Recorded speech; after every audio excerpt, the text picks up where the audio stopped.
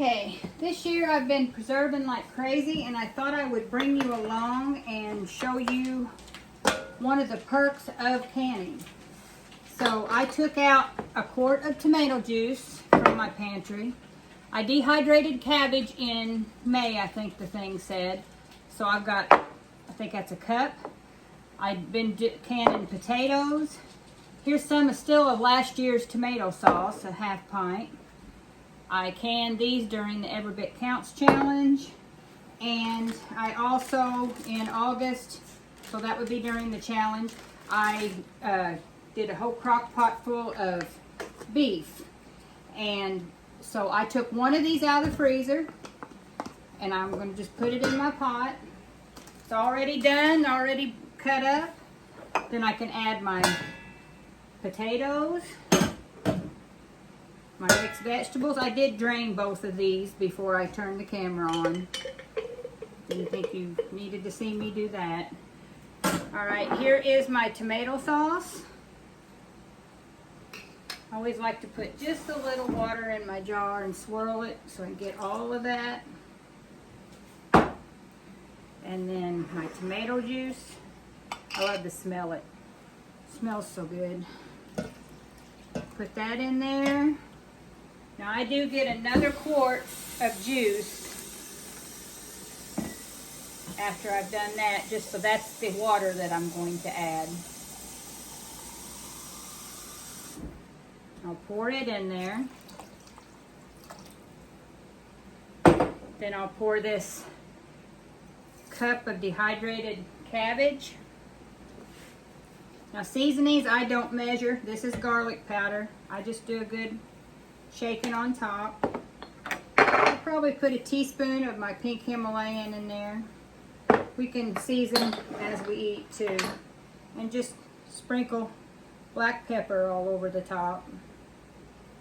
And now all I gotta do is bring it up. I'll let it boil a little bit just so all the flavors meld together and that cabbage gets good and hydrated. And at the very end, I'm gonna make just a small bowl of what we call ribblies, like dumplings, only they're tiny, and add it to it. And I've got a pot of soup that'll last a couple of meals.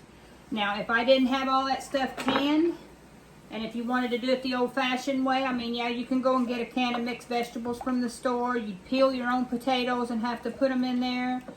Cabbage, you'd have to slice it off and put it in here. Cook the meat, cut it up.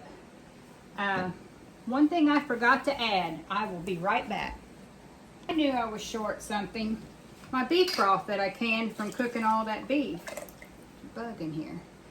Anyway, so now it's ready to get on the stove. So I have got, I don't know if you can tell that real good. So once this cooks, this is going to be great. And I'll just add a few ribblies, and we've got a nice hearty supper. This is also going to be a meal that would be great if your power went out. We've got a flat top wood stove. Put that all on the stove, and it would cook, and you'd have a nice hearty meal because everything was ready and on the shelf. You just add it together.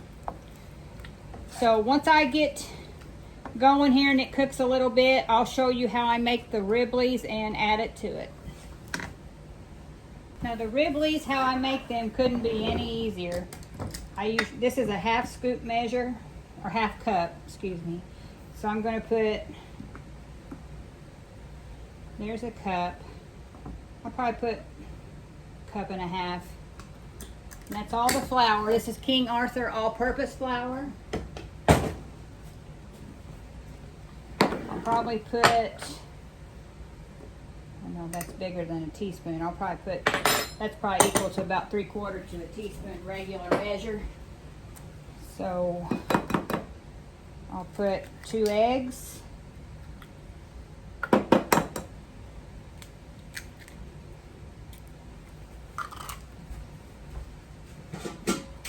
And that's it. That's all I'm going to put in it. You take a fork and you get it all combined really well.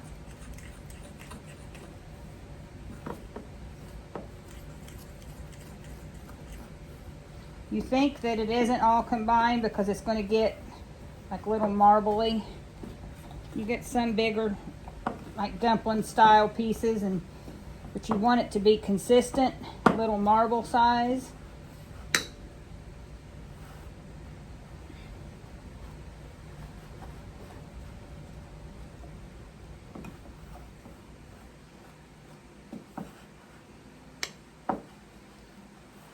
And when you put it in the pot, you don't want to just dump it in.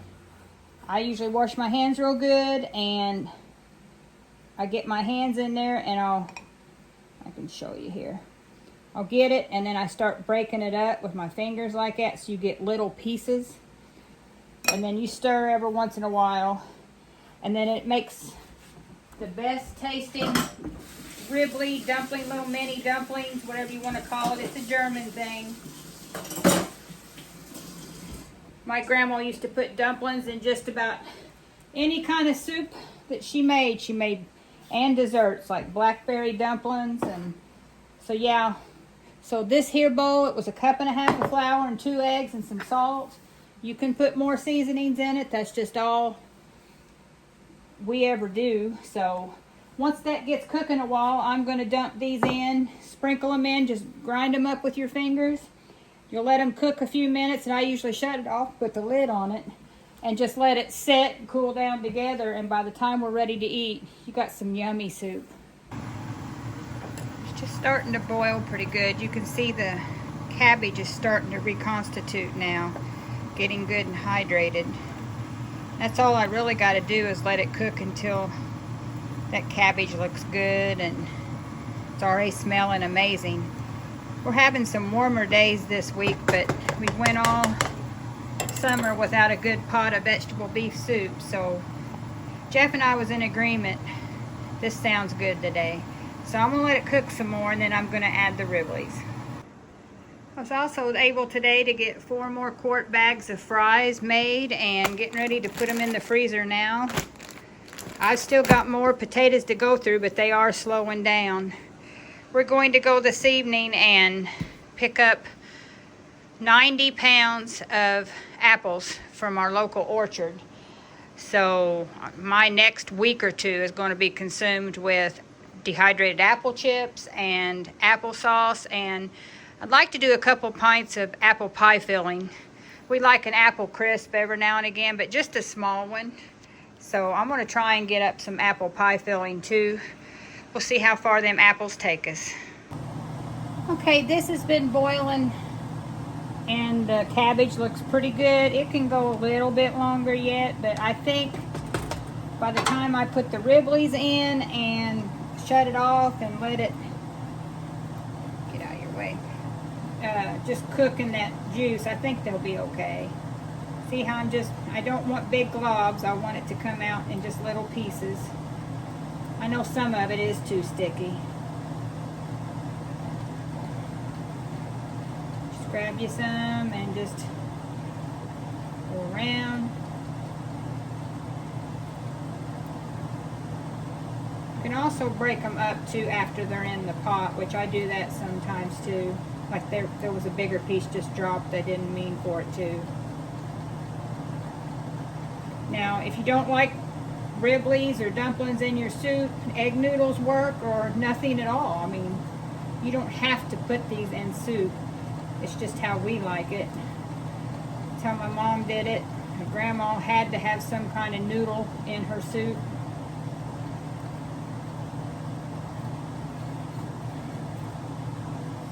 And that's all there is to it.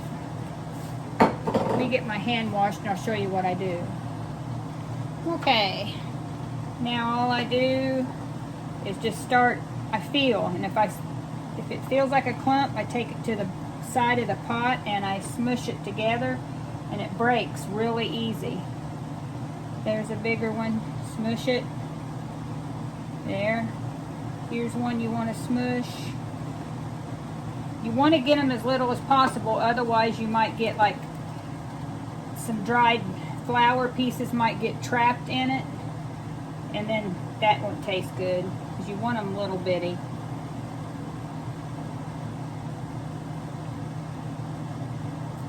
All in all, it looks pretty good. Here's a bigger one.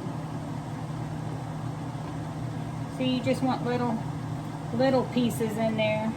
Now, when I was little, and I still find myself doing it now, I'll look for these bigger pieces if Grandma or Mom actually left one. And them's the ones I wanted.